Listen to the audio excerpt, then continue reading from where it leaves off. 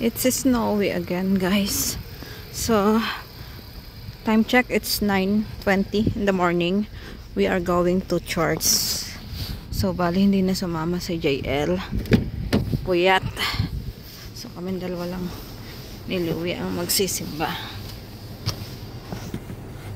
Ayan. Then, after simba, mag-open siya ng store. Papagamit daw muna siya. Spike na yung buhok niya. We're going to church. Ayan. Ito na ako binaba ni Louie sa tapat ng church.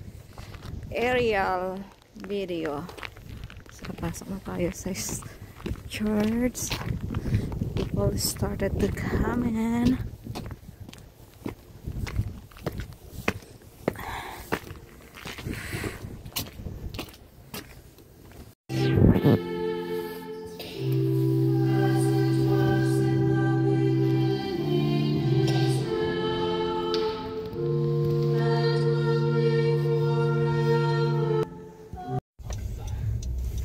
Mass is ended.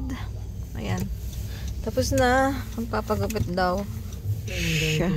Tas lang daw may pagbinggo. Saan ba? Saan ikaw magpapagupit?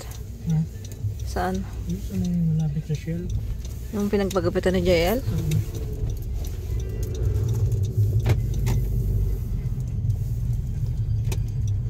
Hindi na ako nagpagupit nung nakaraan.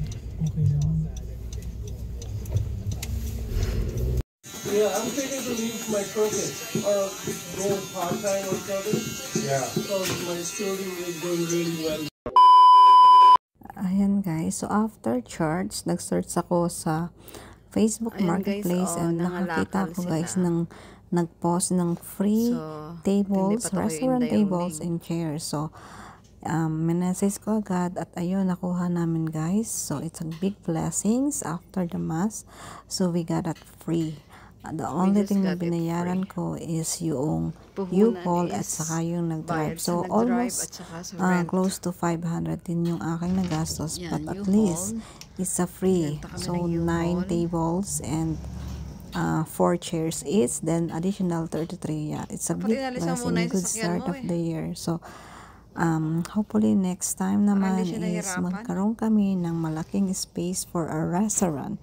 So we just store it in a garage para pag meron na kaming malaking pwesto, so we have tables and chairs. It's a big blessing guys, and we are so glad and blessed about it. And sa nag-drive, thank you nga pala Dodong. And ayan guys, so hindi ko na siya nag-videohan dahil antok na ako. Si Louie at saka si Jun na lang yung nag-asikaso para ipatas sa aming garahe. And that's it for the video for today.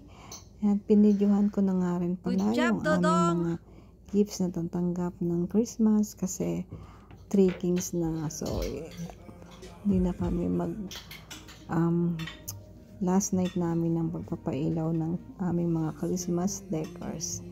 Bye! Thank you for watching.